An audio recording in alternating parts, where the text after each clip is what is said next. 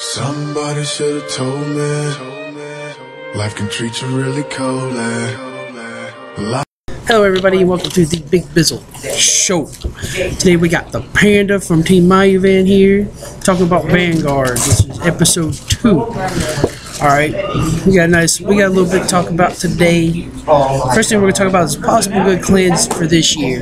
2013. 2013. You know, the 1 and the 3 with the 20 in the front of it and all that, but then the pudding and yeah. Alright, so this is Vanguard's second year. Vanguard's second year in the US. So, what do you think are going to be some good clans this year? Nova Grappler, definitely. Because of EBO1 coming out. Oh, yeah. You can make Nova Grappler insane with the razors. Perfect Razor just gets way too big to guard, and then he gets an extra critical. So, making it, once you get him, 3 turns you're dead. Yeah, you can tell he's on Kamui's deck. Alright. And basically, another good clan I think is going to be really good is going to be Murakumo. Because they're the ninjas. You got to give them the props. Also, they have with the Mandala Lord, they have the new limit break that's going to be coming out. I think it's either set 10 or close to it. That does basically Mandala Lord. You also have Fushimi, who makes everybody take an arrow to the knee when he's ridden. The whole joke between me and my friends with him is, I was going to help you get Blaster Blade, but I took an arrow to the knee. It's all kinds of hilarious. And then with Mandala Lord, if you don't know what he does, you make your opponent for a Persona Blaster and Counter Blaster 1, you make them, basically if they're an 11k, you make them a 1k. Yeah, we had a game earlier today and he did not like that one bit. No. Sad face for Enigma and Storm. Yes. And turned him from a 1k to a 0, 10k to a 0. I wonder if there's allowed negatives, or is it a minimum of 0? Because it doesn't say that. You know, they haven't really discussed that. Oh, okay, let's just get on to our next clan. Right. The next clan that I think is going to be pretty good, of course, even though we don't want to talk about them because they're just annoying as hell. The Big 3. The Big 3. What we consider the Big 3 are the Royal Pals, the Gold Pals, and Shadows. And Shadow Pals. Now, the reason we think Gold Pals are going to be good, of course, is because they got the Cross Ride finally. Don't you mean Royal Pals? You just kind of said Gold Pals. I'm sorry. No. Shadow Pals got their Cross Ride. Yeah, Shadow Pals got their Cross Ride. Master Blaster Lord's not considered a Cross Ride. He's considered a normal ride. Yeah. He just has those abilities that make people wish he was a Cross Ride, like, especially the Royal Paladin on my dick players, you know. Like, oh, I love Blaster Blade. And Blaster Dark and Master Low Blaster Wing of Brave. Okay, and if you don't know what Dragonic Overlord the End does, then you really shouldn't be playing this game. Or you've never watched the anime. Big fight between Red and Kai. Yeah, very emotional game, very emotional. If you can't tell, I'm a big Kai fan. I was really pulling for him there. He could have won that if he would have played it right, but it just had to fall in Ren's lap. Fucking bastards. Okay, my next clan of choice has to be Kagura. Because Dote, enough said. No, I'm talking about something coming out this fall, which is their Break Ride, which basically gives a discard 3 cards. Stand this unit, which basically gives them a Dote on a stick for 1 turn. But Dote, to me, it seems Dote would be better. Dote's better, but most likely they're going to limit him in probably a few months. Yeah, probably. Once again, like I said in the last video, the Japanese list is most definitely going to hit us but I think they're going to make it to where instead of OTTs getting hit because they're not really doing anything in the circuit, most likely it's going to be Gold Paladins that get hit. Yay! Or Murakami, but that's a story. No, it's going to be Kagero, Royal Paladins, and Gold Paladins. It's going to be Kagero, Royal Paladins, Gold Paladins get hit. Like up and coming clan that I think's probably gonna hit is probably gonna be Shadows, Phantom Blaster Overlord. That dude's just too. Yeah, you have to counterblast 3, sack 3 rear guards, but it counts. If you can't tell, this guy's a Ren fan. I'm not a Ren fan. Yes, you are. No, I'm not. I am a Morokumo fan. There is a difference. So you're Shingo. No, I am not Shingo. Shingo uses different decks. If you pay freaking attention to the anime. Still Morokumo. Okay. Next clan. Morokumo. You already said Morokumo. Yeah, I'm picking. Okay. Next clan is going to be, for me, probably gonna be sad to say this. It's probably gonna make me sad to say this, but it's technically a sub-clan, so Eradicators. You're not. It doesn't count as a clan. Fun. Murakami. There, that's better because we get Eradicators. We also get Vermilion the Blood sooner or later. So yeah. Okay, Vermilion Blood will not be on this list because it's overpriced. It's overpriced for what it does. It's an overpriced Vermilion. The only thing better about the Blood than Vermilion is that you get the critical. That's the only thing that's better. But I mean, I would only ride to activate the effect to hopefully hit the 2 critical, where I could go ride, get the critical for effect, swing in all 3, reveal 2 criticals, and kill you. Okay, now here's my main reason for this is the sub-clan part of it, Eradicators, because you get the break ride for them, which if you don't know what it does, it's basically a limit break when you ride over. So also we're going to be explaining more about break rides later on in the show. Okay, so basically it gives plus 10k to your Vanguard, and then they gain a certain ability. Which for Murakami, it's choose one of your opponent's front row rear guards and retire it. Which, if you combine this with their Eradicator coming out in set 10, Gauntlet Buster, it gets kind of stupid. It gets stupid because his limit break is he gets plus 3,000 and plus 1 crit whenever one of your opponent's rear guards is retired.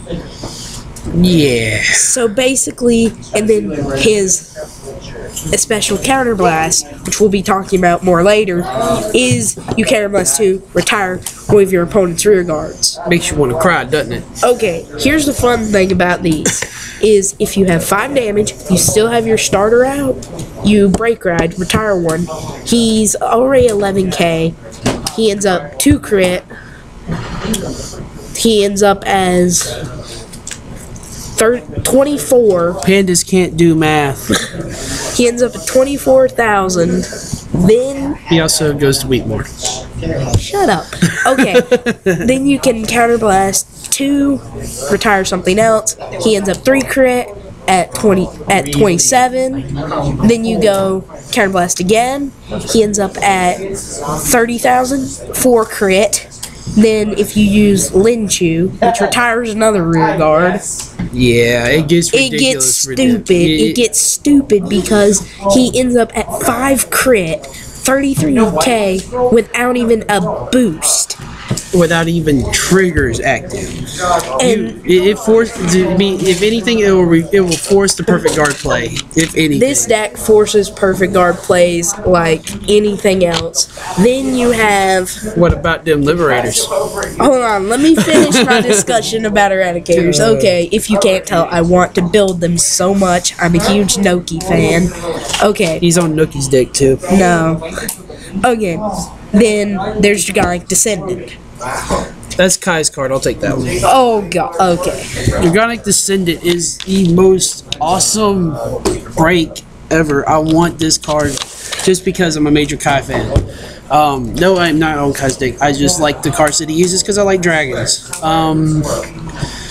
Y'all should know this. I run Dragonities. And I run a big ass dragon in my Morokumos. Let's see. The break ride is he has, I think it's a limit break where you just limit break. His limit break is discard 3 when his attacks, and stand if his attack does not hit. So If you haven't seen some of our Team Mayuvan videos, you know Aichi, also known as McDaniel, loves to perfect guard out his if it's something he doesn't like, he's going to perfect guard it. So but basically, the thing is that the way I think Descendant's going to be better than Dote because he doesn't require the hit, where Dote requires to hit no matter what. That's why I like Descendant. Me and the Collector, also known as Jerry, he thinks that Dote's better. I'm like, no, just send it all day. I mean, all they have to do is discard three great threes I don't need, kill you. You know what I mean? It's like, technically you can plus off that by itself because you're technically getting a +1 off his 2 twin drives. Well, actually, you're being -1 if you think about it. Because, you're getting +1 off the 2 twin drives. Yeah, because that's right. if he doesn't hit, you'll twin drive again, making you get 4 cards to replace a 3 and then get a plus. Right. And then he also keeps his trigger effects. All right, enough dick writing for eradicators from this guy, and enough talking about Descendant from me. Next on my list is I guess since we're going to talk about Narakamis and eradicators, Oh God, might as well go into the liberators. hold on, let me pull him up. This is where I wish McDaniel was here, because he Oh God, let's not even get McDaniel in on this. basically liberators. The basically Aichi Royal Paladins of Gold Paladins. It's like the Aichi Royal Paladins of Gold Paladins. You have Alfred You have Alfred, as a limit break. and he has a limit break, and that's the +2K. You have Let me just. Gancelot. I don't care what anybody says. Gancelot is my favorite liberator. Oh my god. Gancelot's their break ride. Here's what he does: +10K to your Vanguard, +5K to 3 rear guards. You also have Blaster Blade Liberator. Guess what he does? He does the same thing as Blaster Blade. But my favorite one out of all of them is Gancelot. Gancelot will get the job done. Okay, now let me talk about Alfred. Okay, Alfred. You know I don't care for Alfred. his standard ability. If you don't know his standard But ability, the there's standard something wrong ability with it. is the limit break. His standard ability is the limit break, giving you +2K for each liberator you have. And then you have the Counterblast. Was it 2 or 3 to go search for one? Counterblast 2, a special Counterblast, if we'll explain that later, is basically call something off the top. You can look at the top card and decide if you want a superior call. Unlike the other guys where it's like, well, you have to. That's what makes Alfred different. Is you can choose whether or not you like the card. Like if it's a trigger, you can put it on bottom. Then you have, he has Lord. It's basically Lord is if you have a unit that does not belong to the same clan as this unit, and this unit cannot attack. So in other words, And this is on that doesn't Vanguard mean or that rear guard. now to clarify, that doesn't mean if it's not a liberator you cannot attack. That just means if it's not a gold paladin, So basically, you can run him. Wait, hold on. you cannot run him in Does anything. he require? No, No, hold on. Okay, yeah, his limit break does require liberator, but Alright. still, and then you have Wingle Liberator. Everyone can just shut up now. It's Wingle Liberator. Yep. Stupid Wingles. They never go away. You have Marin as a stinking 10K booster. Lose a 10K booster. It's just gonna be ridiculous. They've added with all the cross rides you can hit insane numbers, even more. And then you have Platina Azel, which I don't think Azel's going to really matter anymore. Because they both were limit breakers that give power. They get power, but now you've got Alfred. Yeah, they're gonna be all about the Alfred.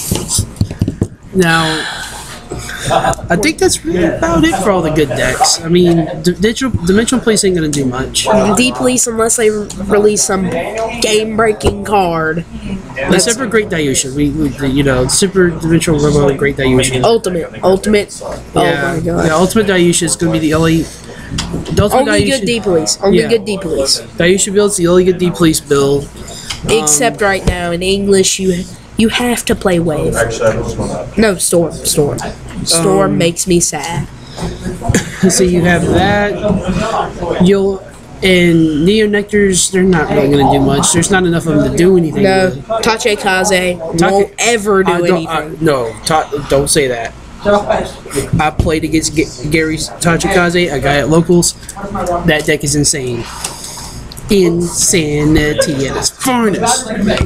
But the problem is, if he runs against Eradicators, when he sacks his rear guards, the Vanguard gets bigger. Yeah, that's going to be his big problem. I'm planning on building them myself, so if he does this crap, it's going to be funny. It's going to be hilarious. Grand Blues might do something. Grand Blues can do something. They're the only deck I've seen that a 12 crit build can do something. Yes. Other than lose.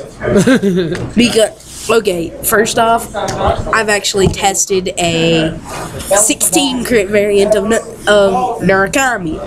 Never try it. Never try it. You're not supposed to do that anyways because you have to have 4 heals. You don't have to. But also... Alright, now we're going to talk about Pale Moons. We got a Pale Moon expert. With the Pale Moon Circus here, we've got Mr. Wreck Walk of Team Mayu Van here. Alright, Rek, now tell us what's so great about Pale Moons. And why you think it's going to be good this year. Well, Pale Moons have been good since the beginning, actually. I'm lying. Not until set 6. Until new sets came out. They weren't in set 6, they were in set 7. Anyways. I'm sorry. Technicality. But for a lot of decks, it came out strong. You had these ideas for it, but they didn't release the cards at the time before. So, mine's kind of a mix of the old and the new, which is really interesting. As you probably know, if you care about Pale Moons at all, you know that they deal with Soul like all Dark Zone decks do, except for Spike Brothers for some stupid reason. We Soul Blast our butt off and then call us back to the deck and be done with it and deal you damage. But, anyways, what's really good about Pale Moons is, unlike Dark Irregulars, you don't have to put your entire deck into the Soul to get, like, one ability. You can have like, maybe... Basically, 10, you can bounce things out. You can have 10 cards in the Soul, and it'll be perfect for Pale Moons. Just try to have at least one of every grade. Because your main grade 3 is going to be Silverthorn, Dragon Tamer, or Queer. You don't have to move it over here because they can't see it. I know. But for its limit break, you can choose one grade 0, one grade 1, a grade 2, and a grade 3 from your Soul. Put them on separate rear guards. That's Vanguard only, limit break, as all limit breaks are. But then its other ability is Vanguard only as well, and it gets 3,000 power each time a Pale Moon is put on the Soul, put on the rear guard from the Soul. So by its own effect, it can gain 12,000 power, putting it at a standalone 22. Don't you mean 9,000 if you go activate the limit break? If you activate the limit break, you can choose at 0, 1, 2, and 3. Oh, okay. Then never mind. Yep, that's 12,000. I didn't hear the 0. Yeah.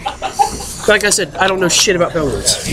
A lot of people don't play him, but Dark Illusionist Robert is really fun because his first ability is basically CEO Amaterasu, and you don't really use him for anything else besides that. I mean, his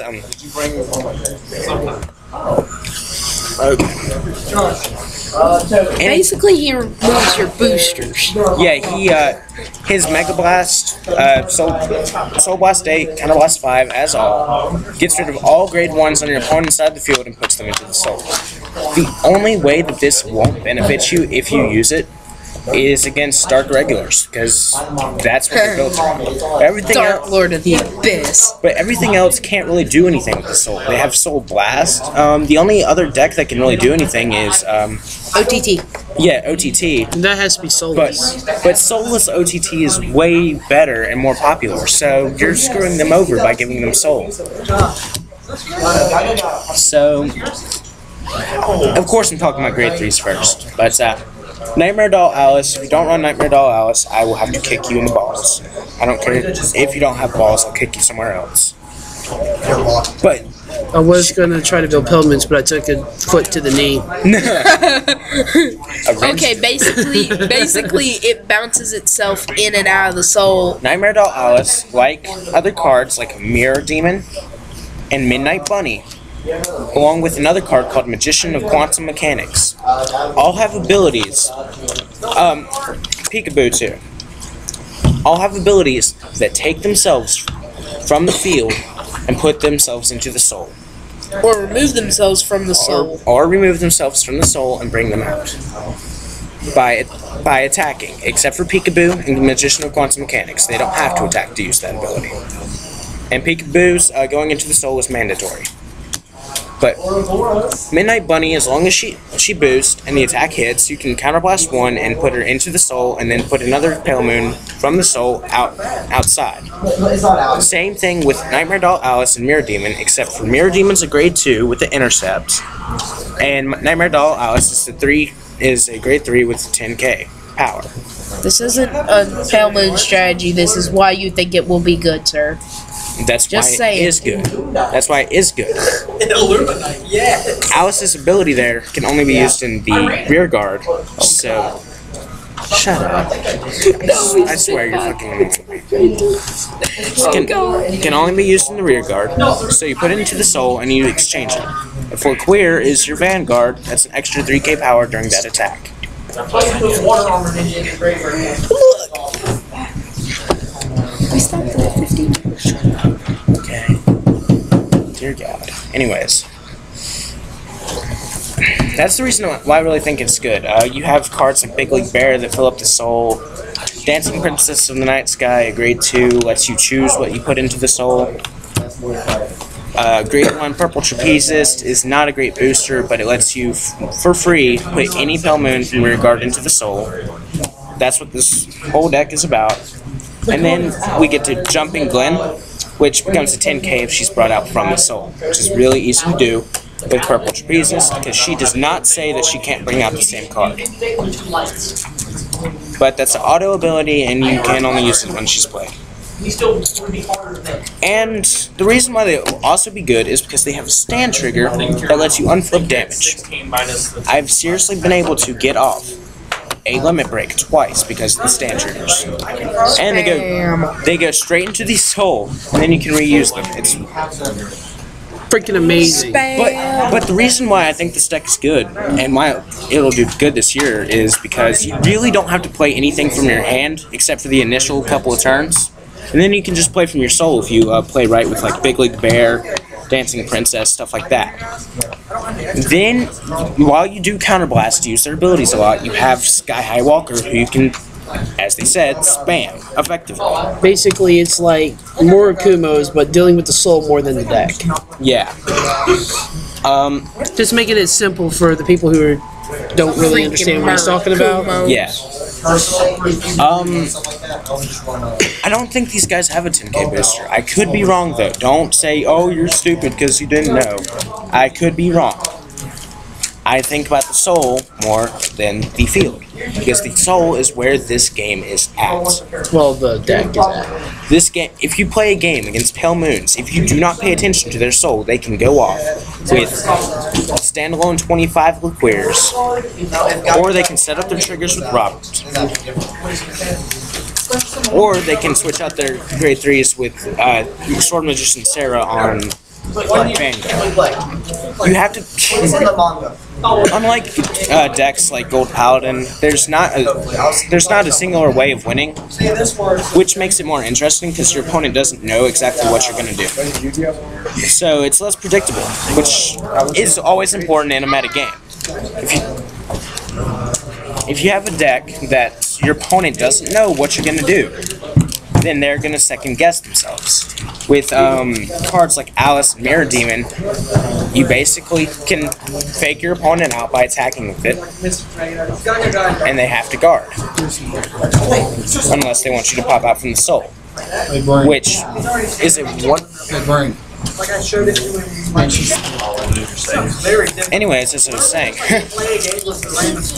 with cards like Mirror Demon and Alice, or a Midnight Bunny that's boosting, Your opponent either has to guard, or they have to let you use the deck's most important feature of popping out from the soul. So you can bluff attacks, you can make your opponent waste their hand trying to guard you, whenever the real thing is your vanguard, because they're worried about your rear guards. It's game-changing. Really, against gold paladins and stuff like that, they can outspeed you at times.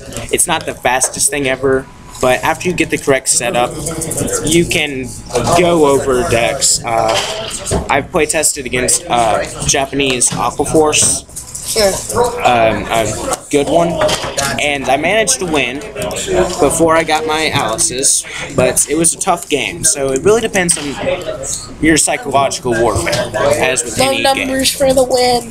Yeah, low numbers for the win. That's all I really have to say. I'm sorry I kept you guys so long. Oh, that's alright, man. It's okay. Yeah, oh yeah, Girl Who Crossed the Gap. It's the grade 0 that lets you bounce from the soul for a counterblast. So Oh dear God, so many bounces. seriously, It's basic, like I said, it's just like more Kumos, but they deal with more of the soul. you could also compare this deck to Aquaforce in the way that with your attacking switchers, you can attack multiple times a turn. Or you can compare it with Gold Paladins, where like with Queer You and get insane numbers. and your 10k boosting blade, you have these insane attacks that your opponent has to waste perfect or something else on LO damage. Hold on, I have a question. You just said you don't know if they have a 10k booster, but you just said they have a 10k No, I booster. said they didn't have a 10k shield. I didn't know if they had a 10k shield. Interceptor. Okay. That's what I The said. way it sounded, you said 10k booster. If I said earlier. booster earlier, I'm sorry. Just He some meant to things say going on. interceptor. Yeah. But as far as like in the competitive game, price-wise, you're not gonna go bankrupt making pale moons. Unlike Gold Paladin, you're gonna like make your bank cry when you make Gold Paladins. It'll make your wallet cry. It will wallet- scream for mercy. Your wallet, It will your bank, scream. your wallet, your bank teller, your piggy bank, and your mommy. Your mommy will cry. Never try and build a Japanese deck either. I've looked into building Eradicators. It's very difficult. But Very expensive. a lot of the lower cards I talked about are rares and commons. And the only time where this deck gets expensive is your shiny grade 2s and your shiny grade 3s. And It's shiny in the grade 3. Oh God, it's a breakout video. but you can play it without that. It's not suggested because It's not it won't be as consistent, but you can. You can, unlike Gold Paladin, to where if you play just all the common crap, you're going to lose because none of it has any consistency with itself. Again, Pale Moons are like Morikumos. I started with a basic common deck of Morikumos and raped face with it. Yeah. This deck is the exact same thing. Just the only thing that you really have to look out for as far as bad matchups are dark irregulars, because Yeah. You because basically power them up if you put things into their soul. if you use Robert against dark regulars, if you use his ability, then either you don't know dark regulars too well, Be afraid of Dark Lord of the Abyss. you either don't know dark regulars too well, you haven't been paying attention to the game, Or you've never watched this video, which means never you are a watched bad this. person. You're not a bad person, just Why are you telling them they're a bad person if they didn't watch this video? Because to hear you say this, they'd have to watch this video. maybe they looked it up later. Yeah. They're like, After oh. they played against Pale Moons. They're like, oh.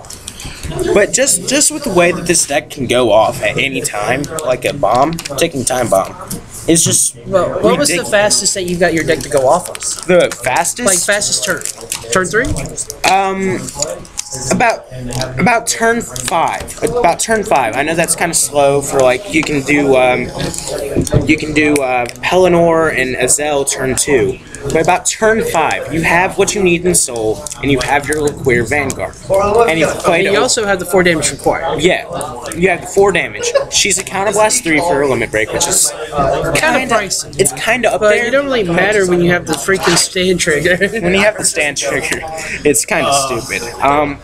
Like, but the fastest Morikumos gotten with me is turn 2. Like a superior call. Okay, for so turn 2. how about we end the Pale Moon segment here? 'Cause Yeah. we've kind of got into 15 minutes. Sorry. One more thing. You can get grade 3s on Rearguard turn 2 if you have Mirror Demon or Midnight Bunny out. it really depends on how lucky you are with your soul charge, as with anything. And in the how game. how many copies of grade 3s you run too. Yeah, it really depends. But Because I'm guessing you run some multiples of these, but not of all of them, right? I have 3 LeQueer, Yeah. 1 Roberts, 1 of Sarah, and sadly, I only have 1 Alice at this time. Alice needs to be way more to pull your full soul shenanigans. No, I'm going to give you some suggestions. Yeah. You probably already know what you're going to do, but I suggest 3 Alice, 3 of her, and 2 of this girl, and cut him completely. Because if you run to the dark, like you say, if you run to Side if you don't hit dark regulars. Okay, the problem is there's no side deck for Vanguard. Just like keep it in your deck box. Know your meta. just like pay attention. Like that's why we'll be talking more about that in another video. Because here our meta is very diverse, and on the team we have one of every deck to test if we want. Yeah. So. If you want us to do any like discussions on clans or anything like that, just comment below. And we'll do what we can. I'm sorry it took me a long time. I just have a lot of love for this deck, like you probably will once you play it, or you'll hate it once you play against it, because it's a bitch. Alright, well, now on to the next one. Yeah, with Ojama Country. This is, I'm letting you, we're on to the next clan. Paper Rangers. Okay, Paper Ranger. Oh my god, Paper Rangers. You got so excited they knocked 2 bottles over. Okay, Paper Rangers. Paper Rangers. If you don't know what they do, you probably haven't watched the anime ever. They basically power up your Vanguard. They probably don't know what Paper Rangers are. Okay, Dimensional Police. Dimensional Police are Paper Rangers. Okay, basically they power up your Vanguard to a point where if you pull 1 trigger, you can win the game. Where there's so many cards, Cosmo Beat gives 4,000, they get extra crit for being at a certain power level. You've got Dayusha that gives you crits, you have Ultimate Great Dayusha that it gains power based on the souls, deep police in it.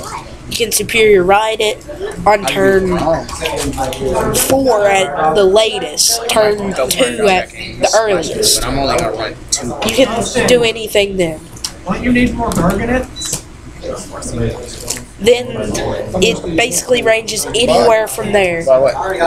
So that's really what I have to say about Paper Rangers.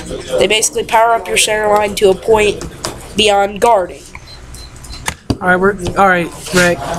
Tell us about Angel Feathers. Okay, as you guys know, I used to, if you watched any of our other videos, are on Team He played Angel Feathers. Yeah, I used to play Angel Feathers, but now I have Pale Moons, and I love both decks. But Angel Feathers play with the damage the way that Pale Moons and Murakumos play with the deck and the soul. You can bounce cards out from the damage. You can reuse your cards in your damage, so you can effectively take a 5k shield and make it a 10k shield, or a trigger that you need, like Heal trigger. Yeah, another great thing is that their heal trigger recycles. Just like OTT, the fact that they have a recycling heal trigger is just dumb. But then again, Pale Moons has a recycling draw trigger, so I can't say much. I need to stop referencing. Anyways. Yeah, because half these clans we haven't talked about. Anyways. We talked about Pale Moons and Murakumos. Yeah. And then we gave my explanation on Eradicators. Sadly, one of the best cards for Angel Feathers is a promo only. Right now, Medical Gunner Himiris. You have to remember when time this video was made, it's probably not going to be promo very long, because it is a switcher for damage. Just like, No seal? Just like, No seal. Level 2 no seal? Just like the level 2 no seal and the level 1 no seal, except for it goes from the field to the damage. Like other decks, we talked about like powering up based off things like the D Police and the Pale Moons. These guys power up off of getting damage, and they switch out their damage. Putting a card in damage will power them up. With their main card, you can switch out your damage and do outrageous attacks based on how much damage you can do. They even have a grade 2 that's an 11k attacker as long as you have more damage. While this makes it risky for this format, with Gold Paladins being a huge attacker, high amounts of critical triggers, it still lets you set up your damage perfectly. You just have to be careful with your guards. As with everything, but with this one more so, because your damage is your lifeline, which is very strange to say. Like, the thing with Angel Feathers is you don't have a problem, like, say your main grade 3 gets hit to damage, You can switch and you that shit only run 1. It's like, okay, I really don't care. I'll just damage myself with 1 card, get it back to my hand. The only issue is if you're at 5. Yeah, No. Because of the ruling of I know, most... but some of them are not that specific. Yeah, some of them, like no seal is different. It can just go boom boom. But some of them say Yeah. to the end of turn. yeah, like That's some, with the self-explosions that are in like every clan now. I think every clan has one of yeah, those. by now. like Great Natures. Great Nature's Explosion Scientist Bunta, Disciple of Pain. It's amazing how you know what that card's exact name is. It's because I saw it explode and it looked so funny. I was just like, Bunta. yeah. Bunta. But anyways, with I like, think my clan's the only one that doesn't get that. I don't think yours has it, but you remember yours can like spam from the deck, like Yeah. And then don't they go back in? Yeah. The great they have a grade 1, 2, and 3 that does that. The rat, the crow, and the void delta. And I know we're talking about Angel Feathers here, but I have to give props to Murakuma in one way. They make a Naruto reference. Jiraiya and Demon Frog. Booyah. Murakuma. Yeah, I'm planning on running that as a deck. Yeah, anyways, with Angel Feathers, it's a risky game. It's more defensive. You're not going to do a lot of damage early on until way later in game. It's really a control deck if you think about it. It's a control defense, if you're into that. But there's some other decks out there that have more support that do it better. Considering Angel Feathers right now, as time of this recording, only have 1 draw trigger. They're going to be getting a second one in set 9, which has released in Japan right now, hasn't it? It has. Yeah, set 9's been out forever. Yeah, They're and- on set 10. And then they're getting one of their best lines, Metatron, which you could say is a Zell for Angel Feathers. Oh, there's one thing that I do need to correct myself on really quick. Okay. Is Eradicators, their Gigant Descendant, is a Zell on steroids. It's a Zell on steroids. I mean, you can look it up. It's on the starter for it, Hissen. It's weird. Yeah. Okay, so basically Hissen says superior ride it like you would a Zell. Anyways, Okay, yeah. Next deck. What are we Okay, I want to talk about this. Okay, this. Oh my god. Go ahead. Okay. You can have. No, wait, was Gary still? No. Okay. Our next one Bermuda's. is Bermuda Triangle. This is something random for me to talk about, but there was one thing that made me want to talk about this deck. Boobs. Was no. That's your object for playing most decks. If you don't know every deck he's ever played, Bermuda Triangle, he tried to build that, Angel Feather. I'm still building that. I just don't have anything for it because I'm waiting for the next extra booster that they're getting. Pale Moon. Most of the cards in it. You can't say anything Our about Pale boobs.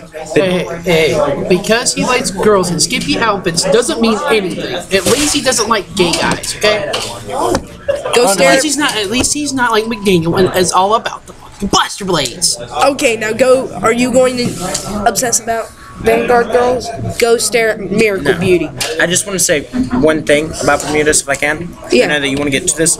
One of the weirdest deck ideas is taking cards from your field and putting them back into your hand and then replaying them. It's great against. Have we talked about MegaCon yet? No, we haven't No, yet. we haven't. Well, Okay, well we'll get to that later. But you can some of their cards they bounce back from the hand and play from the hand during the battle phase, which is really fun for multiple attacks. That's all I have to say. There's even a deck about that. Okay, now here's my thing that made me want to talk about this deck. The freaking Emmy card, man. Yes, if you don't know, Aichi's sister, Emmy, is now a Vanguard card. Why is your name Labrador? Prism, Isn't that the name of a fucking dog? yeah, it That's is. a Labrador retriever. Prism, She's a P. dog. Prism P Labrador. Okay, basically her effect is Limit Break 4. When this unit attacks a Vanguard, choose up to 3 cards with Prism in its name from your hand, from your field, and return them. Choose them from the hand.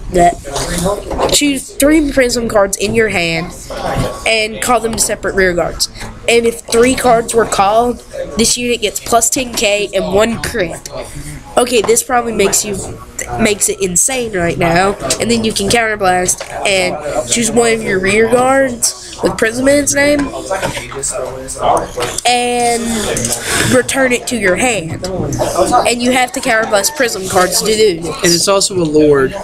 It also has the Lord ability, which I don't like because I can see why they did it because there's 2 clans that work really well together. Spike Kage Spike.